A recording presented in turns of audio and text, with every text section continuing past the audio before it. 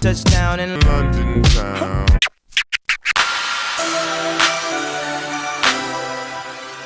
We just made it to London. We're here for 2.5 days. It's going to be a whirlwind trip. Hang on for the ride. Let's go. We pretty much hit the ground running for our first day in London. After a quick visit at Buckingham Palace, we head over to one of my favorite structures in London, the Palace of Westminster.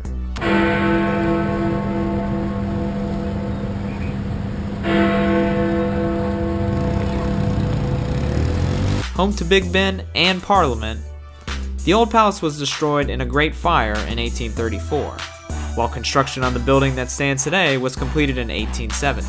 Big Ben actually refers to the largest of the 5 bells in the tower.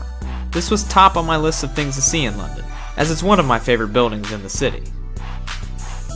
And since we're in the neighborhood, we mosey on over to Westminster Abbey. Westminster Abbey is traditionally where the kings and queens of England are coronated. So we've seen a good amount for our first day in London, but it's clear that we're just getting started and we still have a lot of ground to cover.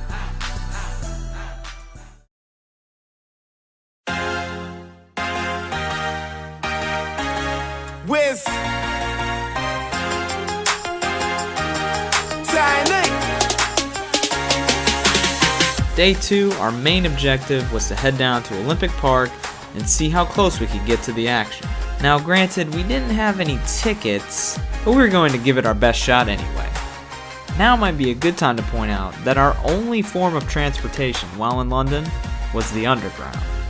The tube in London should probably be at least a starting point for any city looking to build a subway system. I'm not saying it's the best subway system in the world, with its occasional delays and overcrowding, but it is one of the largest, as well as one of the most comprehensive. And it is relatively easy to navigate, at least what I experienced anyway. Although I should point out that Tim was already fairly familiar with it, having used it every day during his stay here a few summers ago. Overall, I have almost nothing bad to say about it. Soon we arrive at Olympic Park, which is near Stratford City on the east side of London. Although it's not long until we reach the limit of how close we can get to the stadium without tickets. Okay guys, we decided to check out the Olympics, see how close we can get. They're actually having the Paralympics right now. But it turns out that we've gotten as far as we can without tickets, and we're just going to have to kind of observe from afar. We end up settling for a lookout spot of the stadium at the mall nearby. But for 10 quid, we hardly get our money's worth. We end the day with a stroll through Piccadilly Circus.